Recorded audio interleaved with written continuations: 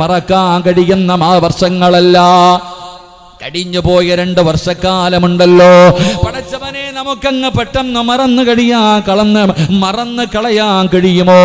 എന്റെ പ്രിയപ്പെട്ടവരെ, ഒരുപാട് ദുഃഖങ്ങളും ദുരിതങ്ങളും വേദനകളും പ്രയാസങ്ങളും പ്രതിസന്ധികളും താങ്ങാൻ കഴിയാത്ത പരീക്ഷണങ്ങൾക്ക് നടുവിലൂടെയാണ് ഞാനും നിങ്ങളും കടന്നു പോകുന്നത്. എന്റെ പ്രിയമുള്ളവരെ, പണ്ടൊക്കെ നമ്മൾ പത്രങ്ങളിലൂടെ വായിച്ചിട്ടുണ്ട്, സുനാമി അടിച്ചു, അതാ ഭൂമി കുലുങ്ങി, ഉരുൾപൊട്ടലുകൾ ഉണ്ടായി, വെള്ളപ്പൊക്കമുണ്ടായി, ഒരുപാട് പേര് മരിച്ചുപോയ വാർത്തകൾ നമ്മൾ പത്രങ്ങളിലൂടെ വായിച്ചവരാ. പടച്ചവരെ,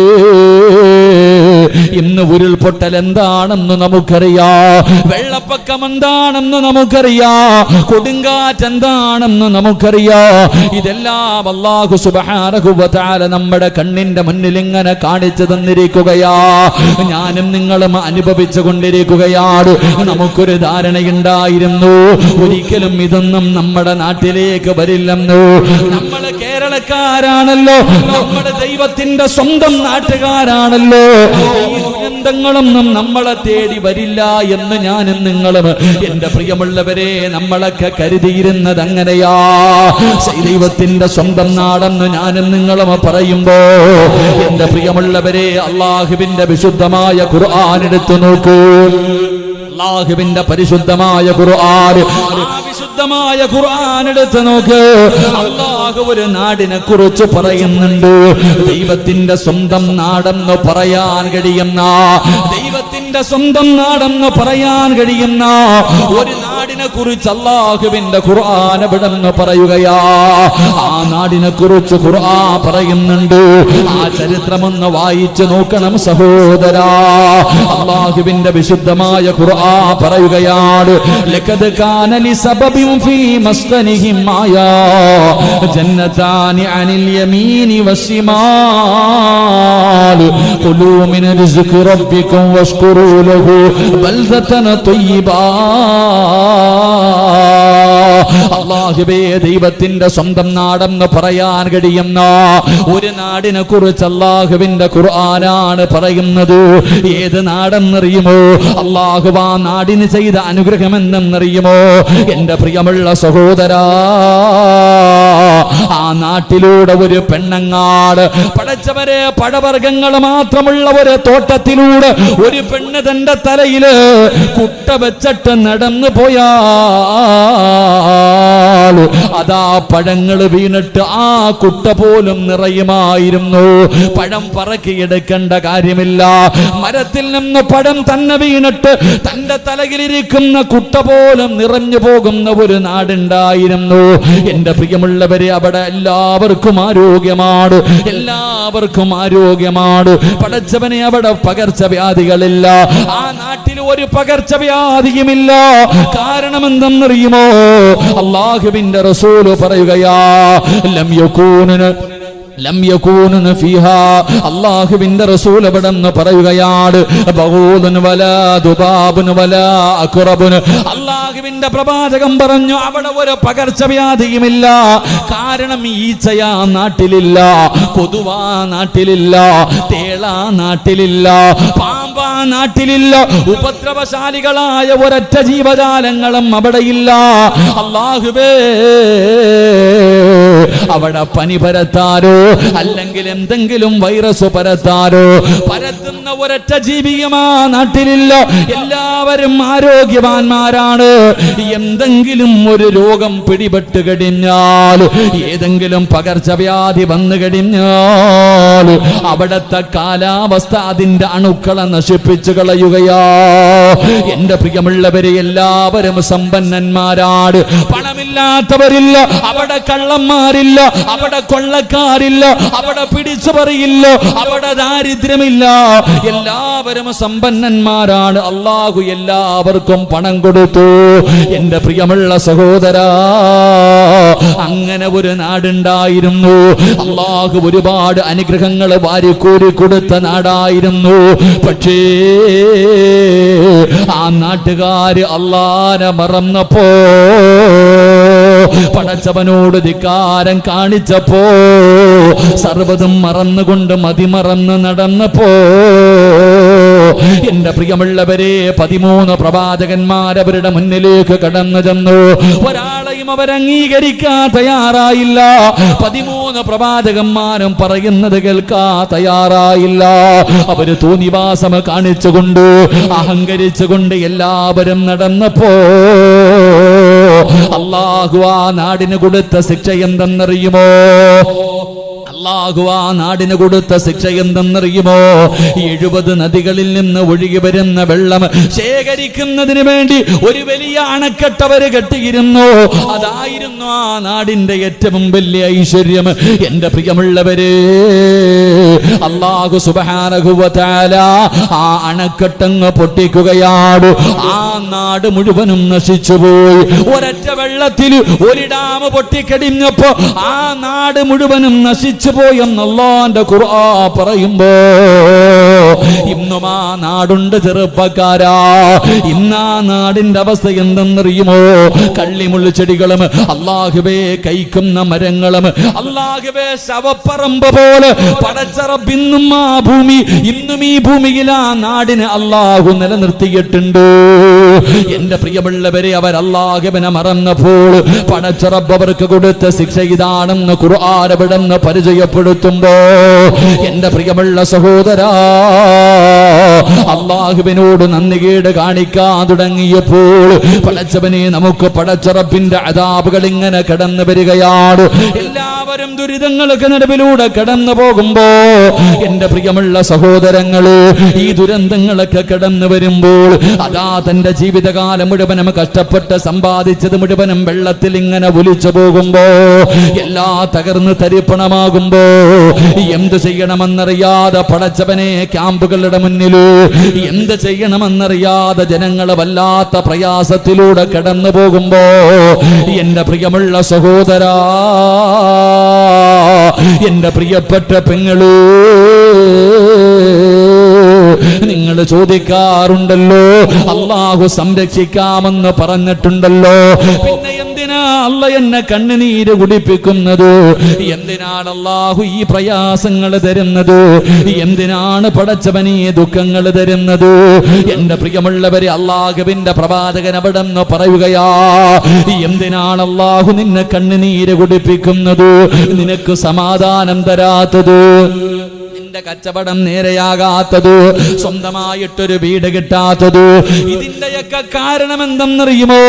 അല്ലാഹു ഈ ദുരന്തങ്ങളൊക്കെ തരുന്നത് എന്തിനെന്നറിയുമോ?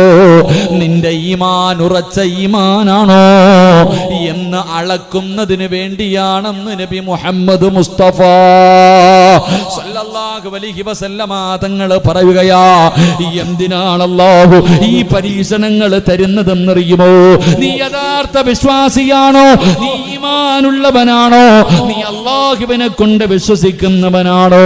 നിന്റെ ഈമാൻ അളക്കുന്നതിന് വേണ്ടിയാണ് അല്ലാഹു ഈ പരീക്ഷണങ്ങൾ തരുന്നതെന്ന് മുത്തുനബി എവിടെന്ന് പറയുമ്പോ അല്ലാഹുവിന്റെ ഖുർആൻ പറയുകയാ, എങ്ങനെയാണ് അല്ലാഹു പരീക്ഷിക്കുന്നത്? എങ്ങനെയാണ് അല്ലാഹു ഒരു മനുഷ്യന്റെ ഈമാൻ അളക്കുന്നത്? അത് പരിശുദ്ധമായ ഖുർആൻ തന്നെ പറയുകയാ, വലനബുലുവന്നകും ബിശൈഇൻ മിനൽ ഖൗഫി വൽ ജൂഇ വനഖസിൻ മിനൽ അംവാലി വൽ അൻഫുസി വസ്സമറാത്ത് വബശ്ശിരിസ് സ്വാബിരീൻ الذين إذا أصابتهم مصيبة قالوا إنا لله وإنا إليه راجعون.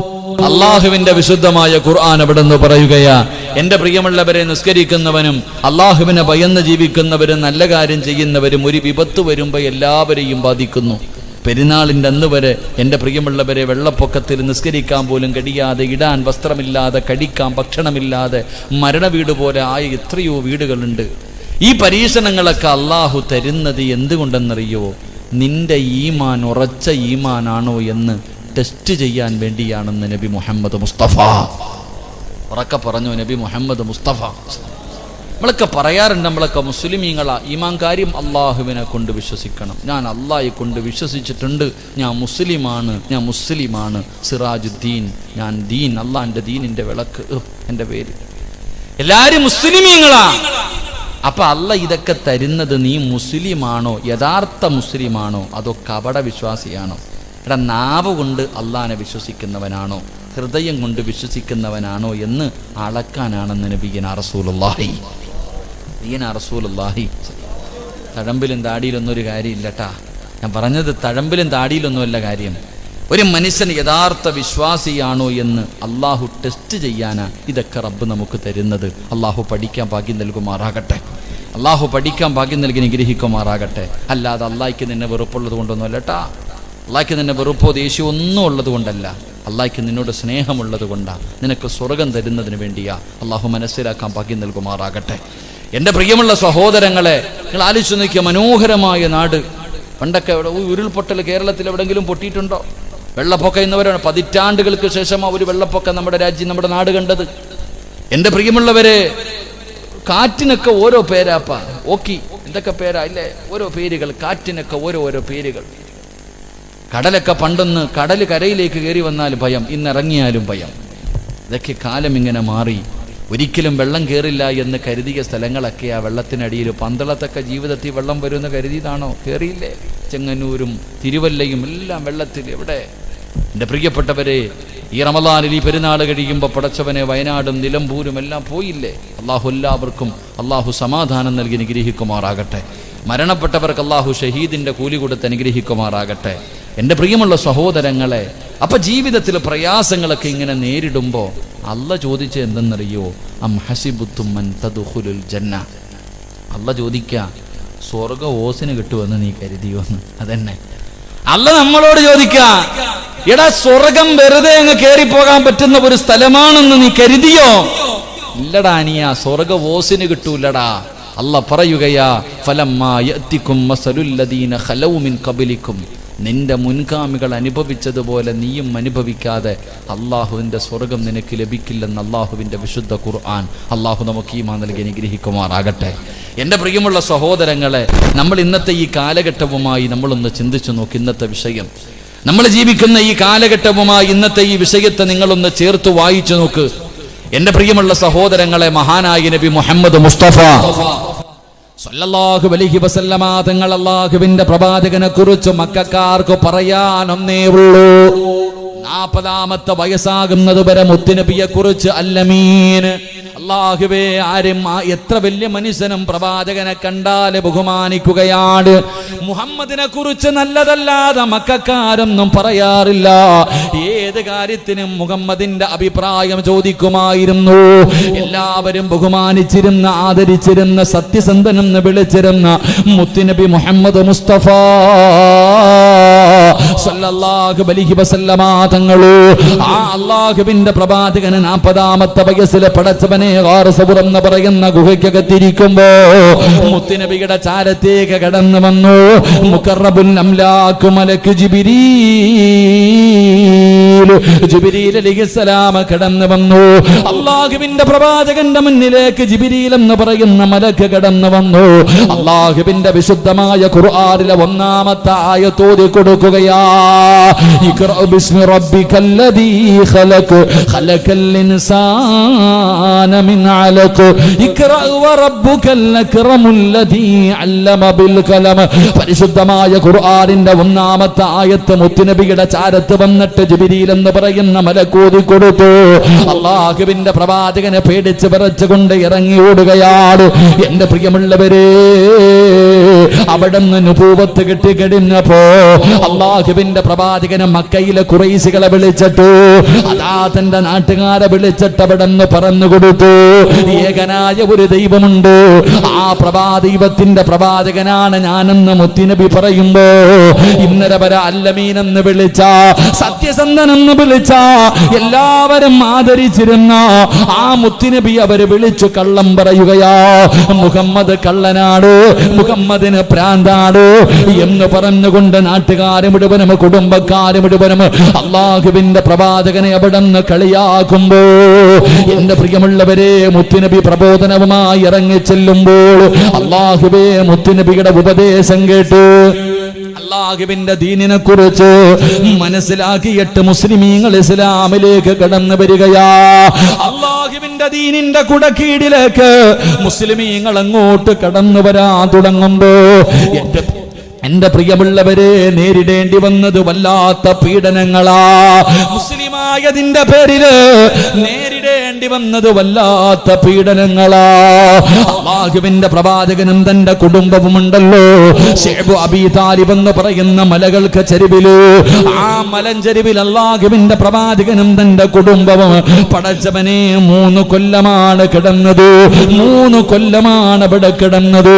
കഴിക്കാൻ ഭക്ഷണമില്ലാതെ പച്ചില പറിച്ച് കടിച്ചിട്ട് മൃഗങ്ങളെ കാഷ്ടിക്കുന്നത് പോലെ അല്ലാഹുവിന്റെ പ്രവാചകനും അവിടുത്തെ കുടുംബവും പച്ചില പറിച്ച് കടിച്ചിട്ട് അവിടെ കിടന്ന് കാഷ്ടിക്കുകയാ. ആ ചെരുവിലൂടെ നടന്നു പോകുമ്പോ അതാ ബിഷപ്പിന്റെ തേങ്ങലുകൾ കേൾക്കാമായിരുന്നു എന്ന് ചരിത്രം പറയുമ്പോ എന്റെ പ്രിയമുള്ളവരെ വല്ലാത്ത പീഡനങ്ങളാണ്. മഹാനായ നബി മുഹമ്മദ് മുസ്തഫ സല്ലല്ലാഹു അലൈഹി വസല്ലമ തങ്ങളുടെ കയ്യിൽ പിടിച്ച് ഇസ്ലാമിലേക്ക് കടന്നു വന്നവര് എന്റെ പ്രിയമുള്ളവരെ മഹാനായ സയ്യിദുനാ ബിലാൽ റളിയല്ലാഹു തആല അൻഹു. ആ ബിലാൽ തങ്ങളുടെ കഴുത്തിലേക്ക് കയറിട്ട് മുറുക്കിയിട്ട് അതാ തെരുവിലൂടെ വലിച്ചിടച്ചു കൊണ്ടുപോവുകയാണ്.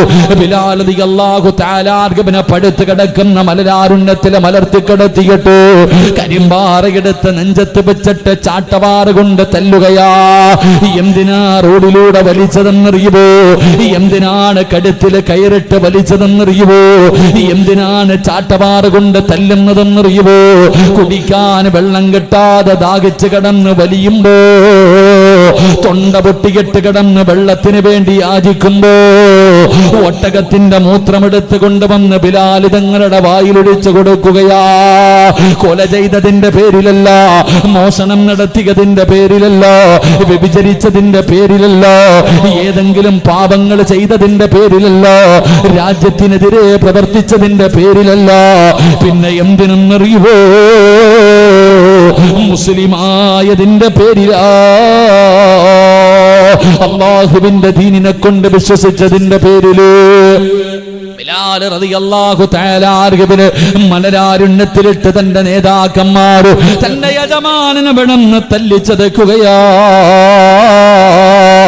എന്റെ പ്രിയമുള്ളവരെ മുസ്ലിമായി പോയതിന്റെ പേരില് മഹാനായ നബി മുഹമ്മദ് മുസ്തഫ സല്ലല്ലാഹു അലൈഹി വസല്ലമ തങ്ങളും മഹാനായ സയ്യിദുനാ ഉസ്മാൻ ഇബ്നു അഫ്ഫാൻ റളിയല്ലാഹു തആല അൻഹു രണ്ടുപേരും ഇങ്ങനെ മരുഭൂമിയിലൂടെ നടന്നു പോകുമ്പോ അല്ലാഹുവേ, ഖുറൈശികൾ ഒരു ആണിനെയും പെണ്ണിനെയും ഇട്ട് തല്ലിച്ചതയ്ക്കുകയാ. തന്റെ പൊന്നാര മകന്റെ മുന്നിലിട്ട് വാപ്പാനെയും ഉമ്മാനെയും ഇങ്ങനെ തല്ലിച്ചതയ്ക്കുകയാണ്. പട്ടിയെ തല്ലുന്നത് പോലെ തല്ലുകയാണ്. എന്തേ ചെയ്ത തെറ്റെന്നറിയുവോ?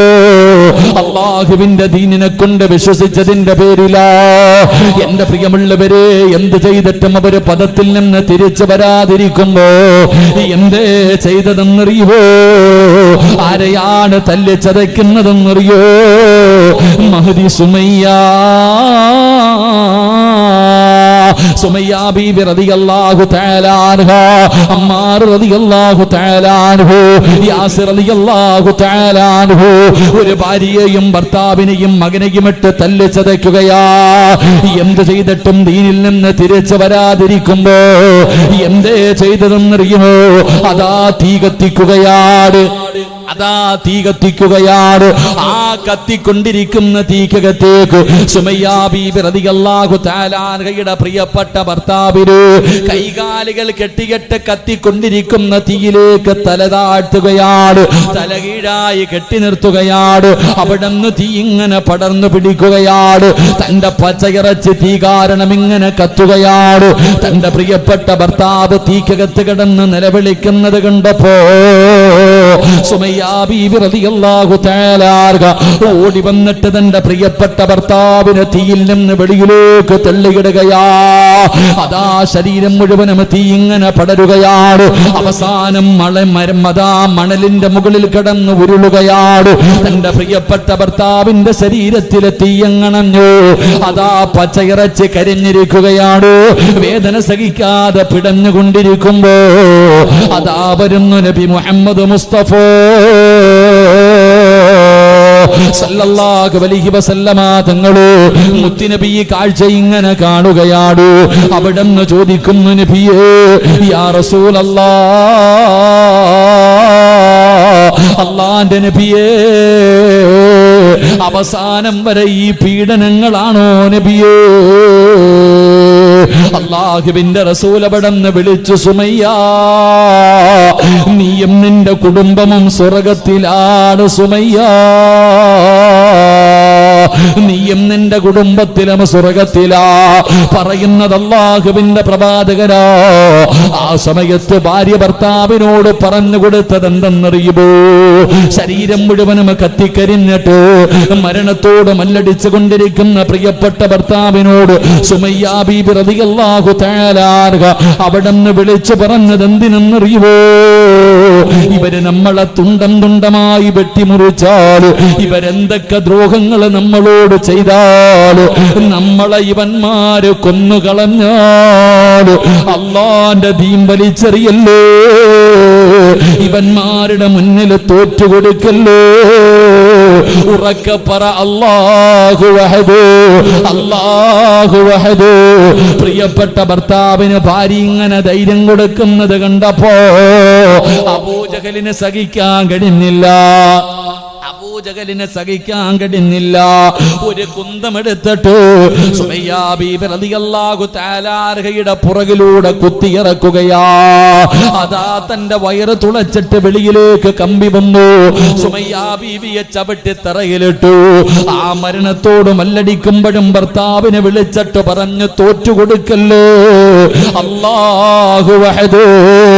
അതാ കാലെടുത്തിട്ട് മുഖത്ത് ചവിട്ടിയിട്ട് മണ്ണിലേക്ക് താഴ്ത്തുകയാണ്. ആ മണ്ണിൽ കിടന്നുകൊണ്ട് പറഞ്ഞു, അല്ലാഹു വഹദ്. ഭർത്താവിന് ധൈര്യം കൊടുക്കുകയാണ്. ആ സമയത്തുണ്ടല്ലോ സുമയ്യ ബീവിയെ പിടിച്ചു മലർത്തി കിടത്തിയിട്ട് ആ പഴിപ്പിച്ച കുന്തമങ്ങ് വലിച്ചൂരിയിട്ട് സുമയ്യ ബീബി റളിയല്ലാഹു തആല അൻഹയുടെ ഗുഹ്യഭാഗത്തേക്ക് ആ കുന്തമങ്ങ് കുത്തിയിറക്കിയിട്ട് പച്ചയിറച്ചി വലിച്ചെടുക്കുമ്പോഴും സുമയ്യ വിളിച്ചു പറഞ്ഞത്, അല്ലാഹു വഹദ്, അല്ലാഹു വഹദ്. എന്റെ പ്രിയമുള്ളവരെ, ത്യാഗം സഹിക്കാൻ തയ്യാറാകണേ. നമുക്കൊന്നാമതായിട്ട് വേണ്ടത് ത്യാഗമാണ് സഹോദരാ. എത്ര വലിയ പീഡനവും നേരിടാറുള്ള ഒരു മനസ്സാ. എന്റെ പ്രിയമുള്ളവരെ, ഇതാണ് ഹിജ്റ നമുക്ക് പഠിപ്പിച്ചു തരുന്നത്. അല്ലാഹുവിന്റെ പ്രവാചകന്റെ സ്വഹാബികള് നമുക്ക് പഠിപ്പിച്ചു തരുന്നതെന്നാണ്. ഏത് ത്യാഗത്തിനും ഞാനും നിങ്ങളും തയ്യാറാകണം. എന്റെ പ്രിയമുള്ളവര്, അല്ലാഹുവിന്റെ പ്രവാചകന്റെ മുന്നിലേക്ക് അതാ അബ്ദുല്ലാഹ് ഇബ്നു അറത്ത് റളിയല്ലാഹു തആല അൻഹു കടന്നു വന്നിട്ട് പറഞ്ഞു, യാ റസൂലല്ലാഹ്, കണ്ടോ നബിയേ, എന്റെ പച്ച ഇറച്ചി കുത്തിയെടുത്തിട്ടുണ്ട് നബിയേ. അതാ കമ്പി പഠിപ്പിച്ചിട്ട് ശരീരത്ത് കുത്തിയതാ പച്ച മാംസം എടുത്തിരിക്കുകയാ. വേദന സഹിക്കാൻ കഴിയാതെ മുത്തുനബിയുടെ ചാരത്ത് വന്ന് പറഞ്ഞപ്പോ അല്ലാഹുവിന്റെ പ്രവാചകൻ പറഞ്ഞത് എന്തെന്നറിയോ? നിന്റെ മുൻഗാമികളുടെ അവസ്ഥ എന്തെന്നറിയുമോ? മുസ്ലിമായവരെ ഒരു കുഴിക്കകത്തിറക്കി നിർത്തുകയാണ്. മുസ്ലിമായവരെ ഒരു കുഴിക്കകത്ത് ഇറക്കി നിർത്തിയിട്ട് ഈർച്ചവാളെടുത്ത് തലയുടെ മധ്യഭാഗത്ത് വെക്കുകയാ. എന്നിട്ട് ചോദിക്കും, ഇസ്ലാമിൽ നിന്ന് മടങ്ങി വരുവോ? ഇല്ല എന്ന് പറഞ്ഞാൽ രണ്ടായിട്ട് മുറിച്ച് കളയും സഹാബാ. അല്ലാഹുവിന്റെ പ്രവാചകൻ എവിടെന്ന് പറയുമ്പോ മുസ്ലിമാണെന്ന് പറഞ്ഞാ പോരാ, മുസ്ലിമാണെന്ന് പറഞ്ഞാ പോരാ മോനെ, ഒരുപാട് ത്യാഗം സഹിച്ചാലേ നിനക്കല്ല സ്വർഗം തരൂ. ഒരുപാട് ത്യാഗം സഹിച്ചാൽ പീഡനങ്ങൾ അനുഭവിക്കേണ്ടി വരും. ഇതൊന്നുമല്ല സഹോദര, ഇതൊന്നുമല്ല സഹോദര, ഇനി അനുഭവിക്കാൻ പോകുന്നതേ ഉള്ളൂ. എന്റെ പ്രിയപ്പെട്ടവരെ, നമുക്ക് യാതൊരു പേടിയുമില്ല, മുസ്ലിമിന് യാതൊരു പേടിയുമില്ല. അല്ലാഹുവേ, അതുകൊണ്ടാണല്ലോ ഒരു ചെറുപ്പക്കാരനെ പിടിച്ചു നിർത്തിയിട്ട് പറഞ്ഞു അവനോട് വിളിക്കാൻ, ജയ് ശ്രീരാമെന്ന് വിളിക്കട. ഒരു മതത്തിന്റെ ഭ്രാന്തന്മാര്, പടച്ചവനെ എല്ലാവരെയും ഞാൻ കുറ്റപ്പെടുന്നില്ല, ചില മതഭ്രാന്തന്മാരുണ്ട്. അതാ പടച്ചവനെ നാൽക്കാലികളെക്കാളും മതപ്പതിച്ചു പോയൊരു വിഭാഗമുണ്ട്. സ്വന്തം അച്ഛന്റെ മുന്നിൽ വെച്ചു പൊന്നുമോനെ പിടിച്ചു നിർത്തിയിട്ട് തല്ലുകയാണ്, തല്ലിച്ചതയ്ക്കുകയാണ്. വിളിക്കടാ പേര്, ദൈവത്തിന്റെ പേര് വിളിക്കടാ, വിളിച്ചില്ലെങ്കിൽ കൊല്ലുമട. അവസാനം തന്റെ തലയിലേക്ക് പെട്രോളെടുത്തൊടിച്ചിട്ട് എടാ വിളിച്ചില്ലെങ്കിൽ കത്തിക്കുമടാ എന്ന് പറയുമ്പോ ജന്മം കൊടുത്ത വാപ്പ പോലും പറഞ്ഞു വിളിക്കുമോനെ, സ്വന്തം വാപ്പ പോലും പറഞ്ഞു വിളിക്കടാ മോനെ. ശരീരത്ത് പെട്രോൾ ഒടിച്ചിട്ട് വിളിക്കാൻ പറയുമ്പോ ഇല്ലെങ്കിൽ നിന്നെ കത്തിക്കുമടാ എന്ന് പറഞ്ഞപ്പോ വാപ്പ പോലും പറഞ്ഞു അത്രേ, മോനെ വിളിച്ചേക്കടാ. ഇല്ല വാപ്പാ, കൊന്നാലും ഞാൻ വിളിക്കില്ല വാപ്പാ. അല്ലാഹുവേ, ആ പൊന്നുമോന് നീ ഷഹീദിന്റെ കൂലി കൊടുക്കണേ അല്ലാ. സഹോദര, ഈമാൻ എന്ന് പറഞ്ഞാൽ ഇതാണ്, ഈമാൻ എന്ന് പറഞ്ഞാൽ ഇതാണ്. നീ ആരെന്നറിയുവോ? നീ ആരെന്നറിയുവോ? ലോകത്ത് മുസ്ലിമീങ്ങൾ മാത്രമേ ദുആ ചെയ്യാറുള്ളൂ. നമുക്ക് മരണത്തിന് പേടിയില്ല, നമുക്ക് മരിക്കാൻ പേടിയില്ല. ലോകത്ത് നമ്മൾ മാത്രമേ ദുആ ചെയ്യാറുള്ളൂ. അല്ലാഹുവേ, ഈമാനോട് കൂടിയുള്ള ഒരു നല്ല മരണം തരണേ അല്ലാ. വെള്ളിയാഴ്ച രാവിലെ മരണം തരണേ അല്ലാ. മരിച്ചു കിടക്കുമ്പോ മുഖത്ത് നീ പുഞ്ചിരി തരണേ അല്ലാ. മരിക്കാൻ നമുക്ക് പേടിയില്ല, നമുക്ക് ഒരേ ഒരാഗ്രഹമേ ഉള്ളൂ. ഒരു യഥാർത്ഥ വിശ്വാസിക്ക് ഒരേ ഒരാഗ്രഹമേ ഉള്ളൂ. അവൻ അധികാരം കിട്ടണമെന്നോ, അവന് പണം കിട്ടണമെന്നോ, അവന് രാജ്യം മുഴുവനും ഭരിക്കണമെന്നോ ഒരു യഥാർത്ഥ വിശ്വാസിയുടെ അഭിലാഷം അതല്ല. അവൻ ഒരേ ഒരു അഭിലാഷമേ ഉള്ളൂ. ഏതാണ് അവന്റെ അഭിലാഷം എന്നറിയുമോ? മലക്കുൽ മൗത്ത് അസ്റായീൽ അലൈഹിസ്സലാം റൂഹ് പിടിച്ച് തൊണ്ടക്കുടിയുടെ ഭാഗത്തേക്ക് കൊണ്ടുവരുമ്പോ ആ സമയത്ത് പറയണം, ലാ ഇലാഹ ഇല്ലല്ലാഹ്. ഇതാണ് ഒരു യഥാർത്ഥ വിശ്വാസിയുടെ അഭിലാഷം. അവന്റെ ജീവിതത്തിലെ ഏറ്റവും വലിയ മോഹം ഇതാണ്. എന്റെ പ്രിയമുള്ളവരെ, നമ്മുടെ അഭിലാഷവും അത് തന്നെയാ, നമ്മുടെ അഭിലാഷവും അത് തന്നെയാ. എവിടെ കിടന്ന് മരിച്ചാൽ, നടറോഡിൽ കിടന്ന് വെട്ടുകൊണ്ട് മരിച്ചാൽ ആ വെട്ടുന്നവന്റെ മുഖത്ത് നോക്കി ചിരിച്ചിട്ട് പറയണം, ലാ ഇലാഹ ഇല്ലല്ലാഹ് എന്ന് പറഞ്ഞു മരിക്കാനാ ആഗ്രഹിക്കേണ്ടത്. അതിനു വേണ്ടിയാ പരിശ്രമിക്കേണ്ടത്. അല്ലാഹുവേ, നീ ഞങ്ങൾക്ക് ഈമാൻ നൽകണേ അല്ലാ.